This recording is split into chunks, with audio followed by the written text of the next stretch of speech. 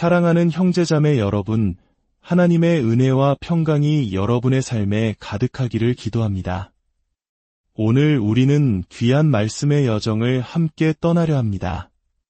이 말씀이 여러분의 마음에 깊은 울림과 위로를 주기를 소망하며 시작하기에 앞서 저희 채널을 구독하고 이 은혜의 말씀을 주변에 공유해 주신다면 하나님의 귀한 사역을 널리 전하는 데 큰 힘이 될 것입니다. 이 귀한 나눔에 동참하시는 모든 분들의 가정과 삶의 터전 위에 주님의 놀라운 축복이 함께 하시기를 간절히 기도합니다. 오늘 우리가 함께 나눌 이야기는 소명, 즉 하나님의 부르심에 관한 것입니다. 많은 이들이 하나님의 부르심을 하늘에서 울리는 장엄한 목소리나 번개처럼 내리치는 극적인 순간으로 상상하곤 합니다. 하지만 오늘 우리가 들을 한 목회자의 이야기는 소명이란 때로는 아주 조용하고 점진적이며 심지어 우리의 저항과 의심 속에서 서서히 모습을 드러내는 과정일 수 있음을 보여줍니다. 그의 이야기는 어린 시절 아득한 스코틀랜드 고원에서 자신을 위해 기도하시던 할머니의 모습에서 시작됩니다. 늘 곁에서 믿음의 본을 보여주셨던 부모님, 그리고 어린아이였던 그의 집을 스스럼없이 드나들며 삶의 일부가 되어주었던 목사님들의 모습. 그는 어릴 적부터 자신도 모르는 사이에 목회자의 삶이 어떤 것인지 어렴풋이 보고 느끼며 자랐습니다. 마치 희미한 목탄 스케치처럼 하나님의 계획이 그의 무의식 속에 그려지고 있었던 것이지요. 하지만 정작 그 자신은 목회자가 될 생각은 추호도 없었습니다. 오히려 그 길을 피하고 싶어 했습니다. 신학을 공부하게 되었을 때조차 그는 자신이 목회 사역과는 거리가 먼 사람이라고 굳게 믿었습니다. 음악 사역, 스포츠 선교와 같은 활동적인 일들에 더 마음이 끌렸고, 솔직히 말해 어린 시절 친구들에게 목사가 되었다고 말하는 것이 어쩐지 쑥스럽게 느껴지기도 했습니다. 세상에는 더 근사하고 멋진 일들이 많아 보였으니까요. 그의 삶에 작은 균열이 생기기 시작한 것은 주말마다 청년들과 함께 단기 사역을 다니면서부터였습니다. 금요일에 만나 뜨겁게 찬양하고 말씀을 나눈 뒤 주일이 되면 헤어져 각자의 삶으로 돌아가는 짧은 만남들. 처음에는 즐거웠지만 시간이 흐를수록 그는 이 짧은 만남의 깊은 공허함을 느끼기 시작했습니다.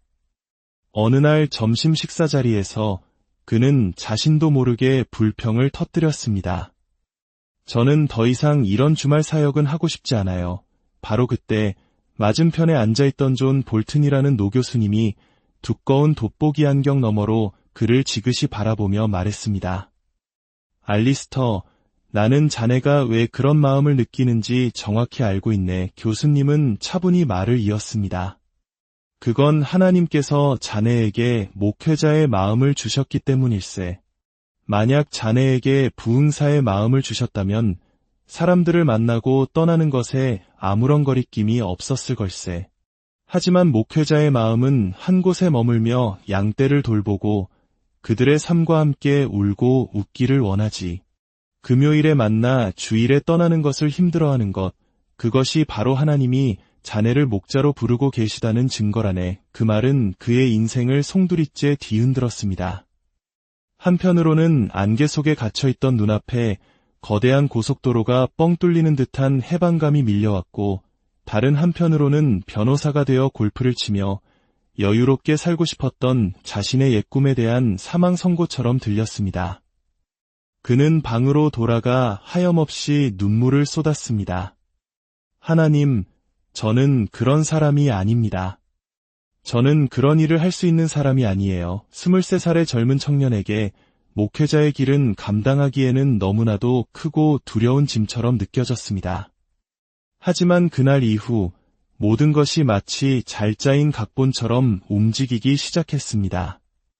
그가 통제할 수 없는 하나님의 섭리가 그의 삶을 이끌어갔습니다. 마침 한 교회의 담임 목사님이 신학교 학장에게 편지를 보내 자신의 사역을 도울 보조 사역자를 추천해달라고 요청했고, 놀랍게도 학장님은 그를 추천했습니다. 그렇게 그는 부목사가 아닌 목사님의 조수로서 사역을 시작하게 되었습니다. 스스로 아직 목사가 아니라고 생각했기 때문입니다. 그곳에서의 1년은 그의 소명을 확인하는 시험대와 같았습니다. 과연 이 길이 하나님께서 예비하신 길이 맞는가? 아니면 잠시 스쳐 지나가는 경험일 뿐인가? 12개월 후 교회 장로님들은 그에게 다가와 복음 사역을 위한 목사 안수를 받기를 권했습니다. 1976년 10월의 둘째 주일, 그는 목사 가운을 입고 안수식 단상에 섰습니다. 그 순간의 두려움과 무게감은 차라리 모든 사람 앞에서 벌거벗고 서 있는 편이 낫겠다고 생각될 정도였습니다. 그 맹세의 순간 그는 더 이상 되돌아갈 수 없음을 직감했습니다. 그것은 자신의 의지를 완전히 내려놓고 하나님의 뜻에 온전히 복종하는 순간이었습니다. 그의 경험은 우리에게 하나님의 부르심을 분별하는 몇 가지 중요한 지혜를 가르쳐줍니다. 첫째, 소명은 종종 우리 내면의 갈망과 외부의 확인이라는 두 축 사이에서 발견됩니다. 나 혼자 목회자가 되고 싶다고 생각하는 것만으로는 부족합니다. 동시에 믿음의 공동체, 즉 영적으로 성숙한 지체들의 격려와 확인이 반드시 필요합니다. 교회는 한 사람의 소명이 진정한 것인지 아니면 그저 개인적인 야망인지 분별해주는 거울과 같습니다. 아무에게나 경솔히 안수하지 않는 교회의 신중함은 한 영혼을 세우는데 얼마나 큰 책임감이 따르는지를 보여줍니다. 둘째, 하나님은 우리의 재능보다 우리의 경건함을 먼저 보십니다. 이사야서 66장 2절 말씀처럼 하나님께서는 마음이 가난하고 심령에 통회하며 하나님의 말씀을 듣고 너는 자를 돌보십니다. 화려한 언변이나 뛰어난 지성보다 하나님 앞에서 겸손하고 거룩하게 살고자 하는 마음을 더욱 귀하게 여기십니다. 하나님께서 축복하시는 것은 우리의 재능이 아니라 거룩한 삶 그 자체이기 때문입니다. 그렇다면 우리는 어떤 구체적인 모습을 통해 부르심을 확인할 수 있을까요? 스스로에게 이렇게 물어보아야 합니다. 나는 성경을 읽고 연구하는 것을 진심으로 즐거워하는가? 내가 10살짜리 아이들 앞에서 복음을 전했을 때 이야기가 끝날 때까지 몇 명이나 귀를 기울여 주었는가? 사람들을 가르치는 일에 두려움과 동시에 거룩한 열망을 느끼는가? 내 말을 들은 사람들이 무언가 배우고 위로를 얻었다고 이야기하는가?